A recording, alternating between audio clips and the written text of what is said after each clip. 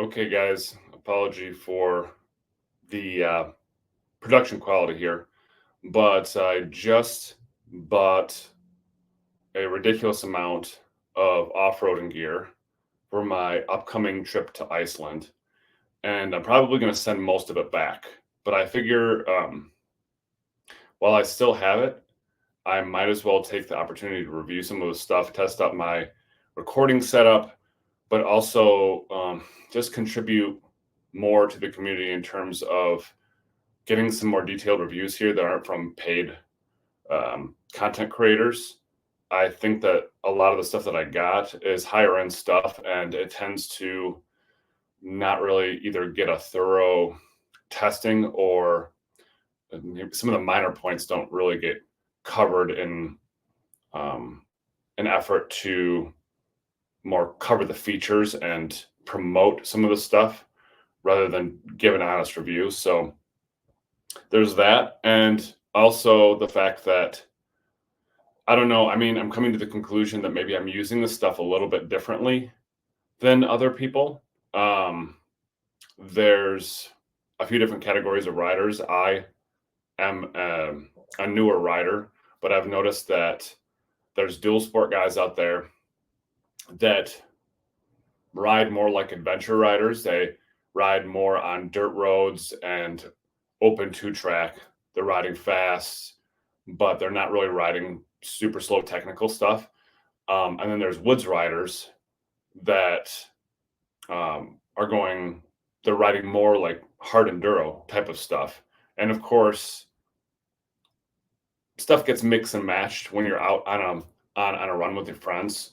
But it seems to me like, from the content that I've watched and people I've ridden with, people tend to sort of fall into one of those two groups when they're off riding. If they're not just outright adventure riders, mostly on the highway, sometimes hitting some open dirt roads. But I'm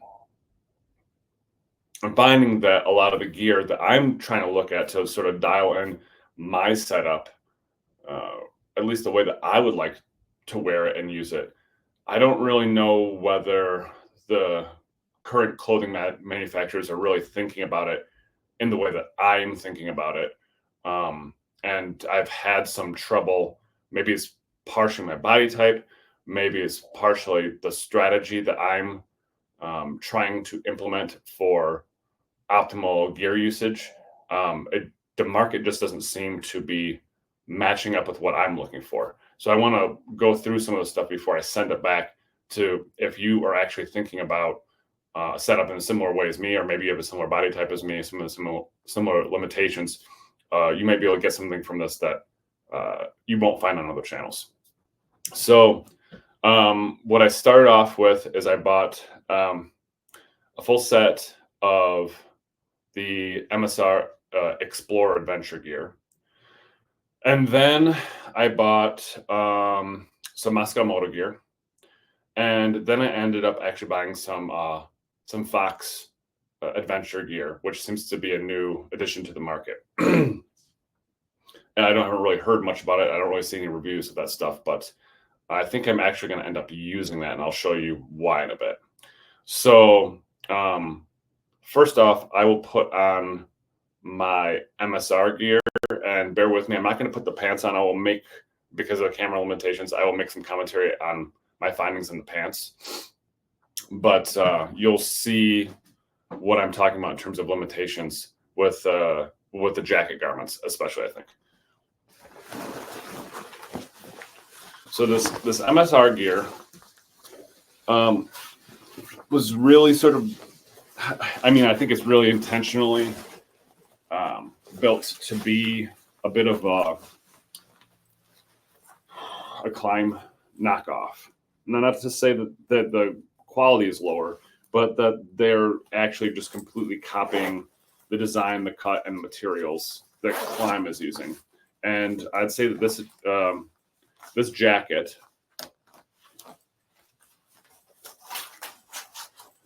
is basically a Badlands. It's not Badlands, a Carlsbad knockoff with the addition of super fabric added. So I do really like this setup. I think it's great. I have some minor quibbles. I think that the main advantage of the Carlsbad jacket is that it does have some more abrasive resistant fabric running through the arm like this. It does not have super fabric. So this is superior in that sense, but it actually runs down the whole side of the sleeve. So I think that the chassis of the jacket, if you hit the ground at speed, would potentially be stronger at this point right here. Like this could potentially rip easier. Although I think this material is, generally speaking, about the same material that you'll find on the Carlsbad and even on the Badlands.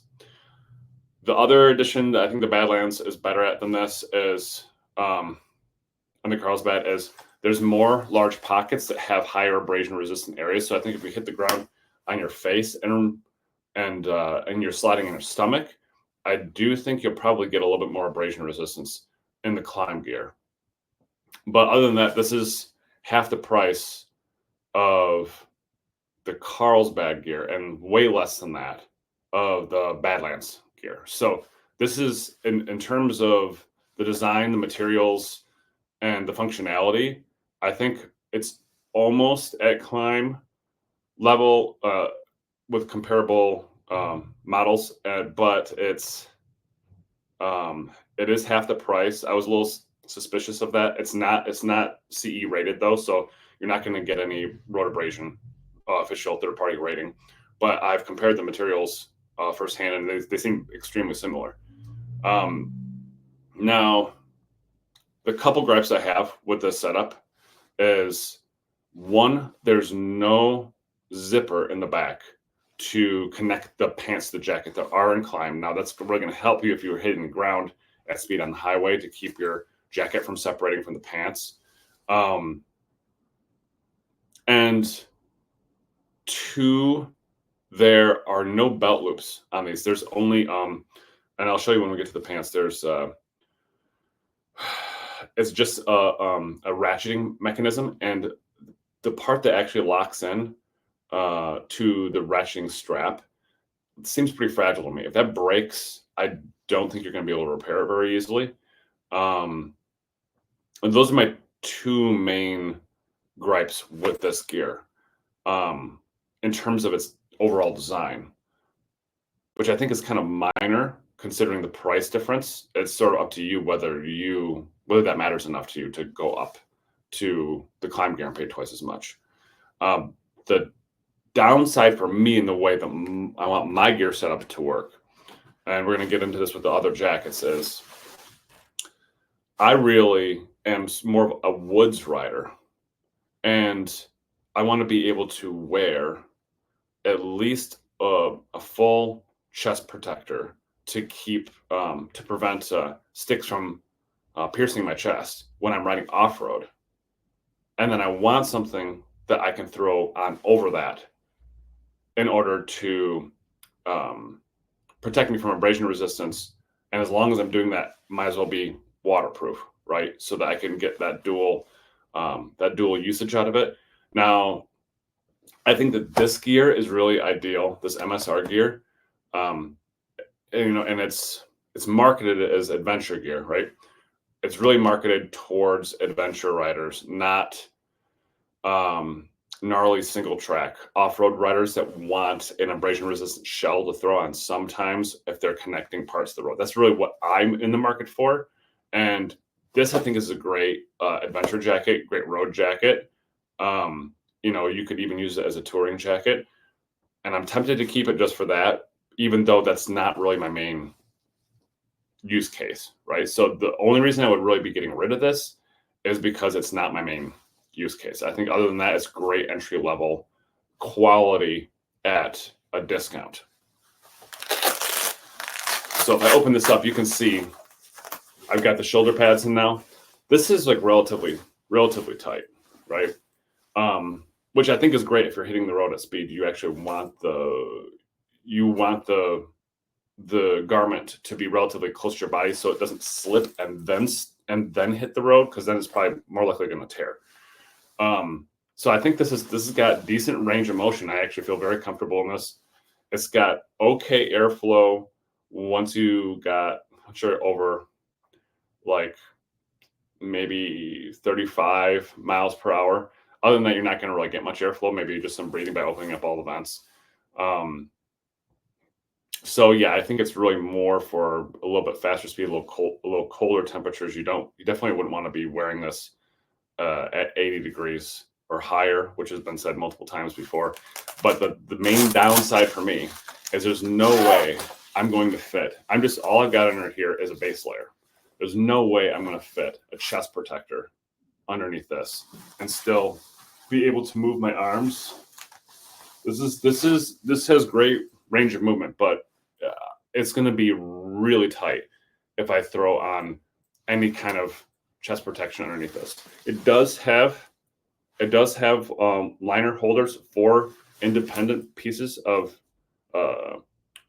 CE rated chest protectors, but those are more like pads, right? So just like knee pads that you'd have as inserts in pants, right? So that's not really going to be a hard chest protector that I'm looking for as a woods rider.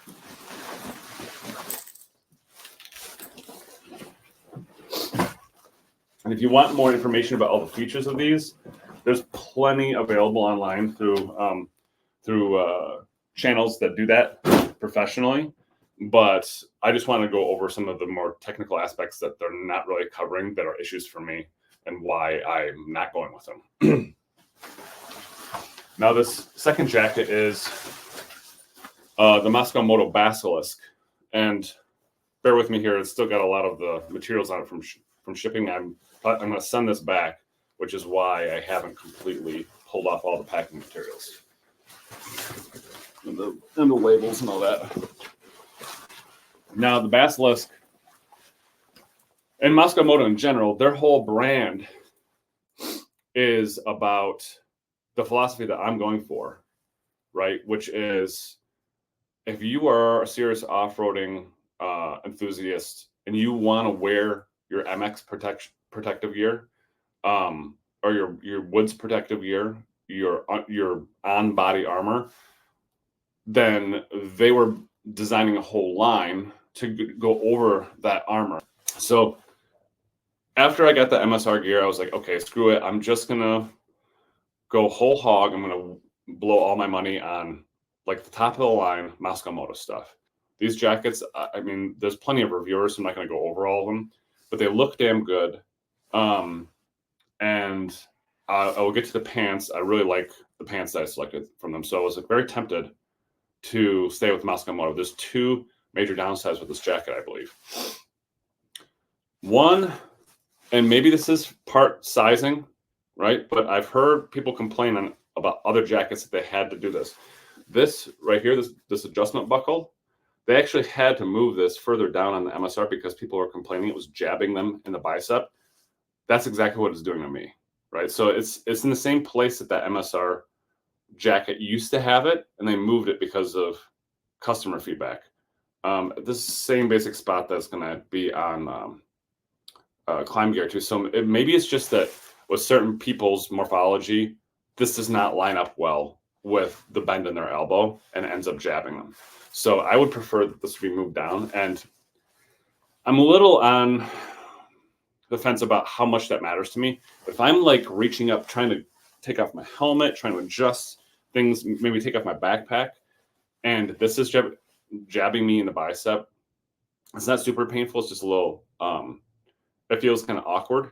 And, but one of the main things that I would hate is if I hit the ground at the right angle and this bam, this would bruise my biceps so fucking bad if I hit elbow first on the ground.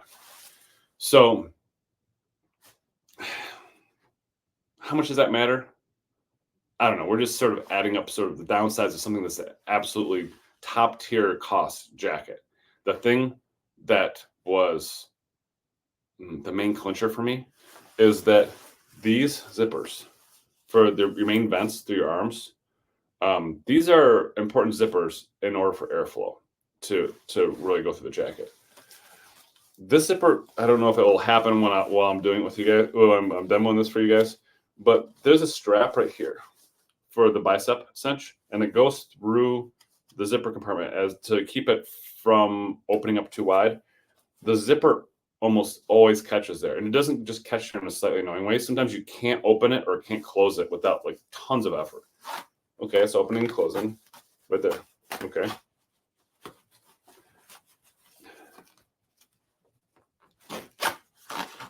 Sometimes if you just go fast, it will go. Sometimes it will stop. Sometimes if you pull, okay, so now, I don't know, maybe you got to break these damn things in. But I've had a couple of times where I cannot get past that spot.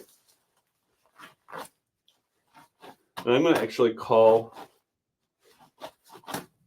Mosko Moto and get some feedback on that. I don't know, maybe it's something you got to break in, but there's it's actually not giving me as much trouble as it has with the past few days.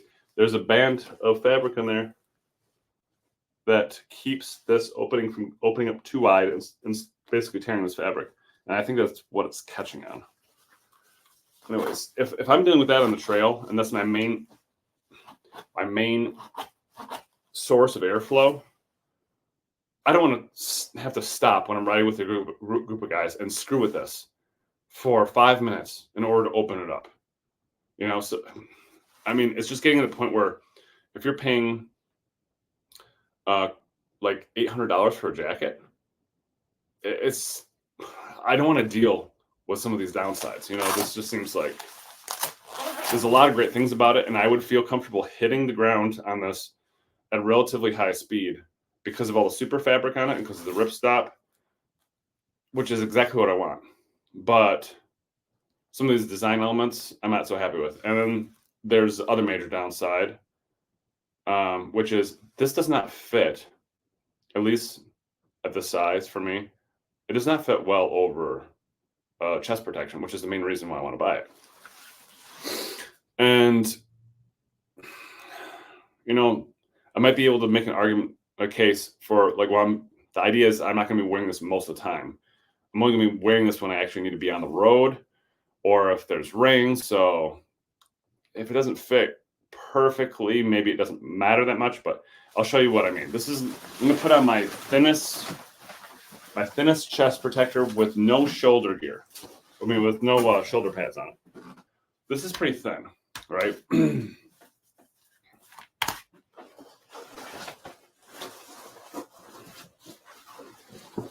Whatever I buy has to at least accommodate this reasonably.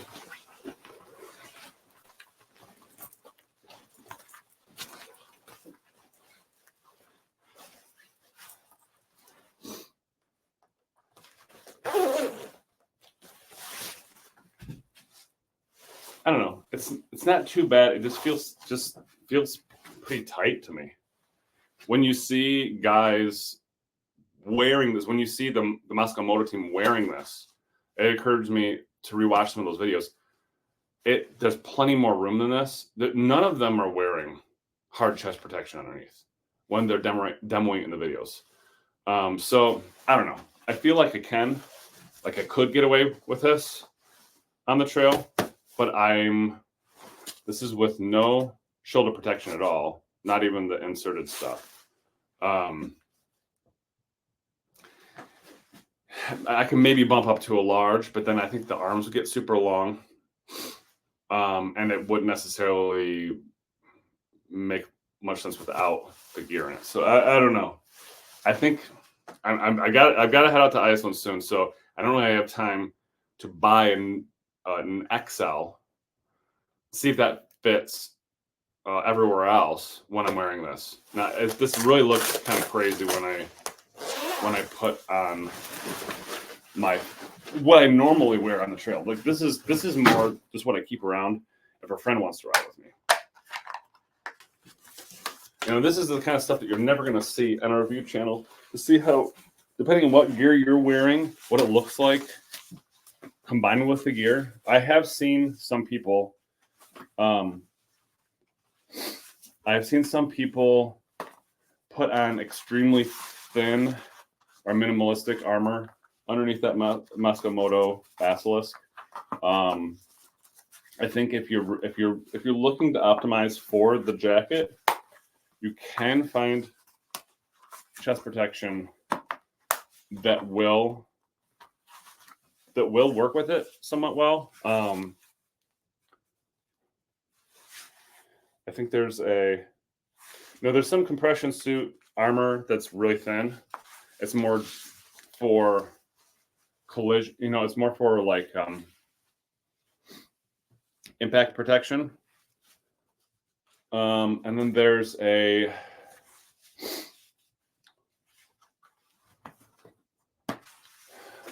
couple more minimalistic things that are really designed more for the road, more for adventure riders that want to have something on under their jacket. But this, I mean, you can see this is like serious protection for off-road, right? I want whatever I buy to fit over this because this is the primary gear that I'm most concerned for safety.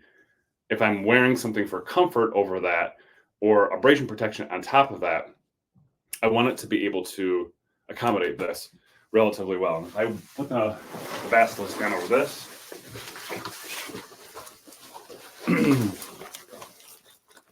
and now I have some shoulder pads on. I'll give you guys a profile so you can see how tight this is. Yeah, now it's really stabbing my bicep because it's making the arm shorter. So it doesn't look as cool. It doesn't look as cut as well as what you're going to see in the Mosko Moto promo material. So there's that. And number two, it's even tighter than it was before. It's pretty tight all the way through. And yes, there are these straps inside where you can loosen it up. That does help a little bit. But I think the problem primarily is through the shoulders and the upper chest area. It's just extremely tight now. So I could get another size up, but then I think the arms will be pretty long. See, they're already long enough right here. So I think that if I filled with it and went back and forth between a bunch of different sizes, maybe I could get the Mosko Moto to work. And I do love the design and the aesthetics of it. But between this bicep pinch here and the zipper being super annoying, I'm just kind of leaning away from it right now. Now, this is what I've landed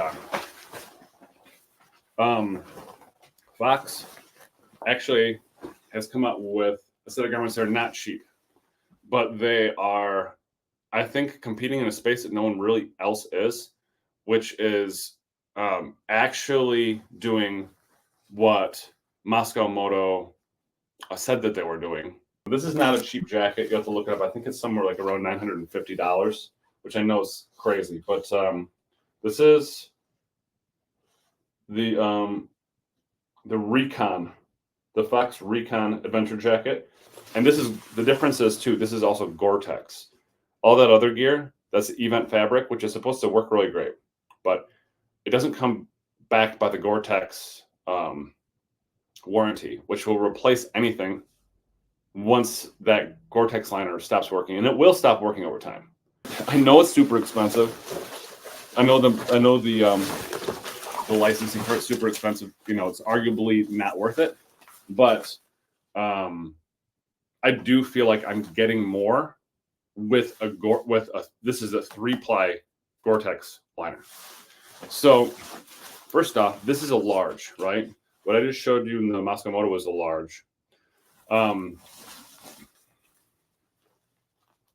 See how differently this fits. And I know it's hard with this camera to get a full body view, but I have so much more range of motion with this. It might not look as cool because it's a little baggier in spots. The arms especially have tons of room. You could put on whatever kind of, I've pulled all the armor out of this.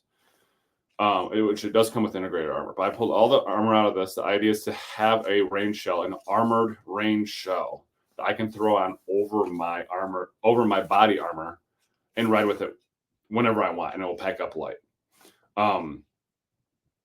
I can throw whatever elbow armor I want into this, and it will be totally fine. Now, this does have super fabric in the shoulders. I wish it had super fabric that ran all the way down the arm, just like Mosko Moto. I mean, I really do feel like it makes the garment have higher integrity for collisions and slides. The other thing is this is not ripstop, but it is certified CEA, which is what the Basilisk is rated. I think the Basilisk is constructed a bit tougher, for sure. However, this has features that the Basilisk does not have. Number one, this flows way more air. Well, it flows noticeably more air than the Basilisk. And the way it does it is it's got a separate piece of fabric here that is just this mesh. It's armored mesh. So you can unzip it, zip up with the mesh, line into the center. It does make it slightly bigger too, but now this whole thing flows air. This whole strip up the front flows air. There's also underarm vents, right, which are huge, way bigger than anything on that. And then there's two big vents in the back that run along the entire length from top to bottom of the back. That's going to flow way more air than you can on the Basilisk. Now, it doesn't have any arm vents, which I'm not totally sure why they didn't do that, because I feel like that is an area of high flow and you can get air moving through the garment that way. But overall, I've tested this at low speeds. That's the thing. It's like you're going to want this to be comfortable when you're riding at low speeds. If you're using this off and on throughout your more technical trail riding, right? And I don't think that Basilisk is going to flow much air at all at low speeds. Now, granted, the idea is you want armor for when you're on the road. So when you slide, you don't lose all your skin. So you probably will be wearing that at higher speeds. But I don't also necessarily want to have to constantly be taking off and taking off my armor and putting it back on constantly. I don't want to have to make other people stop for me. So the more flexibility this has while it's on me, the better, I think. So I don't think it looks quite as cool as the Basilisk. I will admit that. It looks a little bit, it looks baggier. Sorry, again, like my camera setup, you're not going to be able to see it as easy.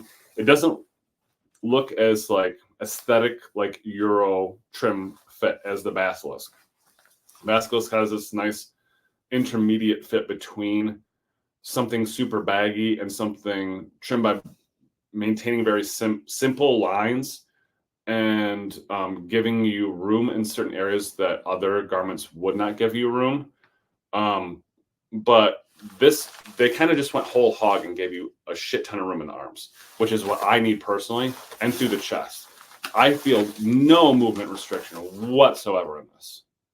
It's 3-layer Gore-Tex, so if I need to wear this through an inclement storm, I feel confident that this will cover me. Now, it doesn't have an integrated helmet compatible hood. Neither does the Basilisk. So I'm probably going to get some rain in the collar. This does cinch up though.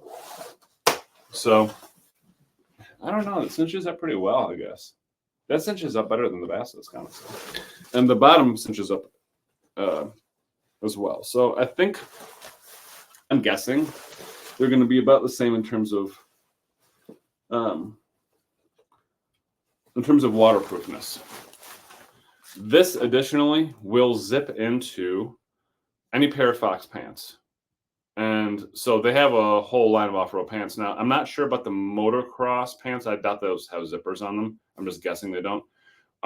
But you can take your pick of the adventure off-road series of pants, and those are relatively pricey too. But you could go with the lowest, with the cheapest version, and zip into those, and combine that with this, which is I felt like this is cut the best for super technical off-road, single track, maybe even something bordering on hard enduro type of riding. And it packs up relatively light too. There's nothing to tighten up the arms to keep this closer to your body. But again, that's kind of not the design style of this. It's sort of loose to give you tons of movement, right? So I would expect that from something that's more of a touring jacket, where I'm going to be riding at 70 miles per hour for a while. And if I hit the ground, I don't want this to be like a loose piece of skin that moves and then snaps all of a sudden when it actually catches a sort of like elastic limit pulling on my body. That's going to blow up into, this probably will be more prone to catastrophic tears if I'm riding at 70 miles per hour. But I just want something that will save my ass, at least parts of my skin that's not exposed or that's not protected from my armor from the abrasion resistance at like 55 miles per hour. And be good enough that when I'm riding in Iceland, it will protect me from the elements when it's 45 degrees out and sleeting or something like that. Now, here's the other issue that I had. I'm going to take off 1 second and get the pants that I'm dealing with. All right. Now, the other issue I have here is how well pants fit in conjunction with my leg protection. In general, I'm wearing these Liat knee guards. I know these are bulky, but I found them to be extremely useful. And they're great protection, not just from the front, but also from the side and shin protection, anything that's above the boot. I think this would be great in conjunction with an adventure boot as well, because an adventure boot is typically not going to give you as much shin protection as a full motocross boot, but I wear these with motocross boots. So I'm wearing these with Tech 7s. And I do not really want to downgrade my boots and my protection in order to fit my pants, with the same issue that I'm saying with my chest and shoulder protection. I'm having trouble with everything that's over the boot fitting over that, even if I don't wear the Liat knee guards. If I wear the Liat knee guards, it's like totally a non-starter. Like nothing will fit over those. So these MSR pants, as I noted before, I think these are great, especially if you're like doing mostly on road and dirt road riding. This is the buckle mechanism that I was referring to before. They're very convenient. It's a convenient way to put your pants on and take it off. It's just this plastic is just very thin, and at some point it's going to break, and you're not going to be able to cinch your pants on at all. They're going to be totally loose. They'll be totally open. And I guess they could send you a replacement buckle and you could sew them back into one of these loops, I guess. But for me, that's like, if I was on a long ride, that would be a huge pain in the ass to me. I'd rather just have loops and a belt. I can wear whatever belt I want, and then a zipper in the back and zip it up into the jacket. So just one minor point I'm at. But these pants, just as I was sort of conjecturing that these are really for adventure riders, you can get them. These are over the boot pants, and they've got a gusset, right? Open up, and there's a little bit of stretch. You can get them over the Tech 7s if you don't wear any knee armor. That sort of slips into the top and presses it out a little bit. So if you don't wear any knee armor, that makes it bigger. And for me at least, if I pull all the straps back and really apply effort and pull the front flap over, make the boot as small as possible, lock it down as hard as I can get this over that boot and get the zipper all the way down the gusset. However, it's pretty tight. And I think that over time it would wear. And honestly, the pants with even just the boot and not the knee protection that I would want to wear, it kind of constricts or constrains your movement. So I think this would be best with adventure boots, more adventure boots, or motocross boots that are more like underbuilt, like maybe, I don't know, maybe like a Tech 3 is smaller. I've never worn anything but Tech 7s, and then just like regular street boots. I don't really mess with anything in between that. So I think if you got more of an adventure boot, and I think that's what, reviewing all the video reviews of this, I've seen that's what people are wearing with these. That's not what I want to wear. So not to knock the pant for, I think it's designed purpose, but I wish the gusset was not even the gusset, because it actually has to be the circumference once it's zipped down. I wish that was a little bit bigger or somehow adjustable, and you could ratchet it down if it's too big for you. Because for me, it's just not, I don't think it long term is a good decision to go over my Tech 7s. I happened to find a pair of these switchbacks, these Klim Switchbacks, not on sales, being sold secondhand like new on Facebook Marketplace. These are over the boot. I really like how these look kind of like outdoor adventure gear. I'm big into camping, so I feel like it looks very functional like that. It doesn't look so much like motorcycle gear. So if you want to look more like you're just dressing to be like camping or something like that, this is a great option. These are also, I think these are AA rated, which is great for abrasion resistance. They come with the integrated armor pads, right? So you're getting a pretty damn good value for the price of these. The only issue I had was, again, they don't fit over my Tech 7s. I don't think that a lot of this stuff is designed to work with hardcore off-roading armor and gear. So then I'm going to be limited to regular street boots and adventure boots. What I've come to believe, for me, since I like wearing my Tech 7s, is that I need to wear in the boot pants. Now that's kind of a pain in the ass, because if you want to be waterproof, and I'm riding in Iceland, I need to be waterproof and windproof. In the boot pants are not a waterproof option in general. So I got these Mosko Moto Woodsman pants. They are not rated, but the over the boot pants, this is the nice thing. These are cheaper than the over the boot version. They don't come with any integrated armor, but I don't really want that. But they're made of the exact same material. It's just cut a little bit different, and they don't have the inserts. So this does have the same level of abrasion resistance as the over the boot pants, and those are rated. They paid for them to get certified, and they're rated AA.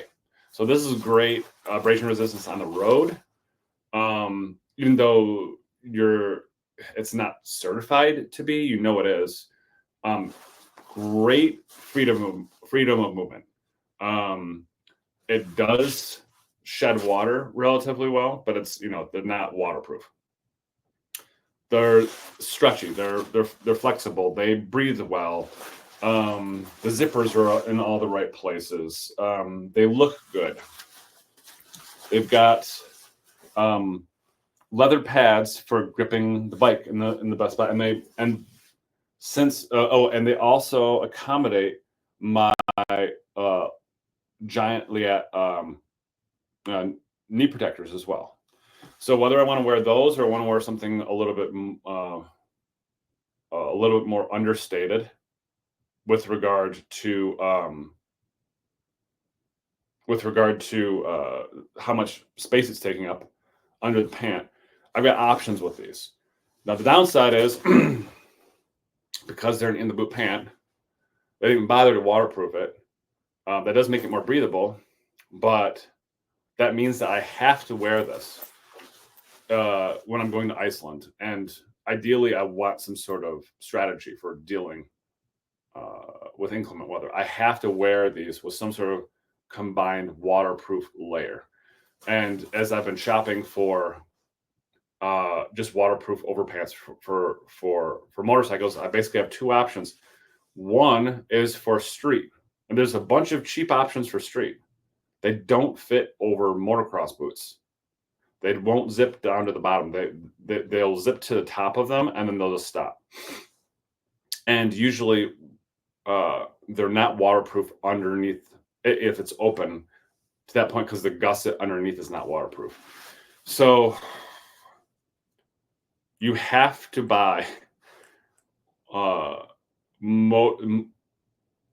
overpants that are designed to go over motocross boots. And I've already seen that the over the boot pants don't go over the motocross boots in many of these cases. So I think I'm going to be jerry rigging some, I might have to be modifying some cheaper pants that don't quite fit over the boots, because I'm not willing to pay like $300 for a pair of Klim waterproof overpants, or a pair of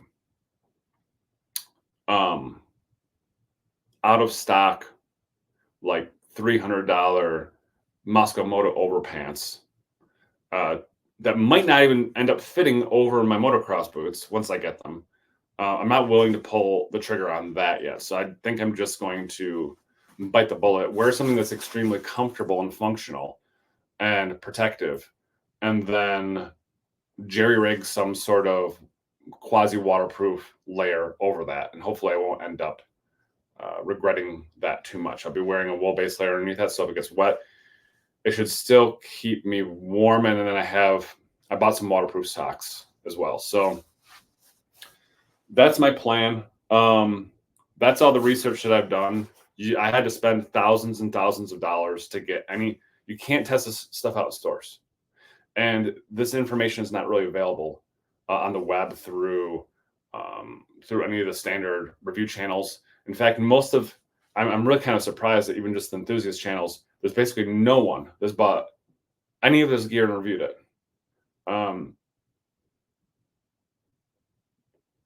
I guess it's just because it's so expensive. So if you're not doing this professionally with the intent of doing it professionally, it just doesn't make sense to buy this stuff to review it. But it's for somebody that actually wants to do research before they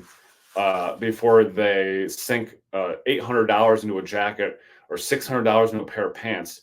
It's really frustrating now that you can't get any sort of independent reviews. And honestly, even like the paid channel, there's not that much stuff from the professional professional review channels. That Fox jacket has like zero. It has no professional reviews. It's just got like some promo videos from Fox explaining the features. So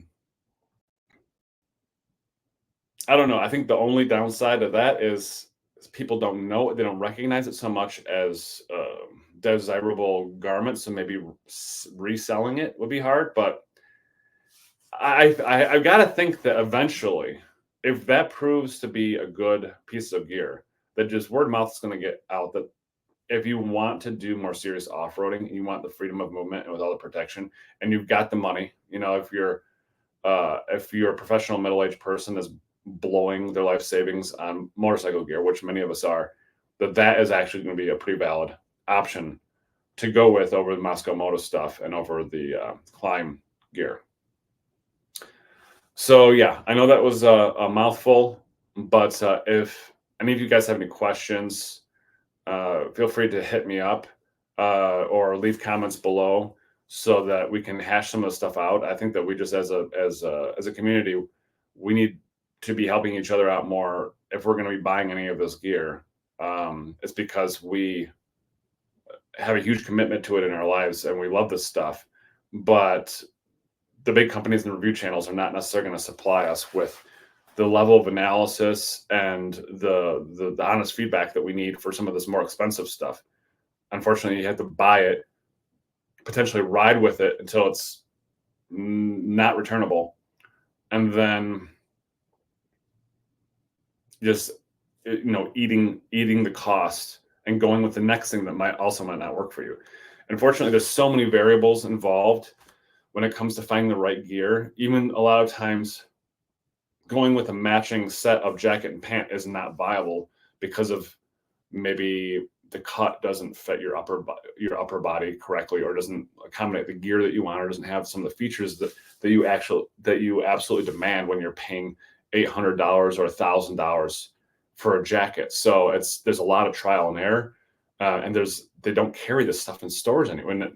Nowhere around me. I mean, I even went to like a Revzilla store in Denver last year, and they don't carry the vast majority of the stuff. There might be a little bit of Revit gear and climb gear. They do have that. I'll give them that, but those are like flagship stores, and they don't have any of the Mosko Moto gear or any. So it's very limited. If you're going to do comparison shopping and analyzing stuff with your gear on and all that, I think we can do a better job of actually analyzing the stuff and even getting feedback to these manufacturers, because they're responding to customer feedback. The reviews that people leave on their e-commerce sites, I don't think that those are very valuable to them, and that's probably the main source of feedback that they're getting. So, hope this was worth something to you guys. After spending that much money and all the effort and shipping back and forth, I felt like I had to do a review. So, yeah, if this turns out to be useful to people, I'll do more of them. Thanks.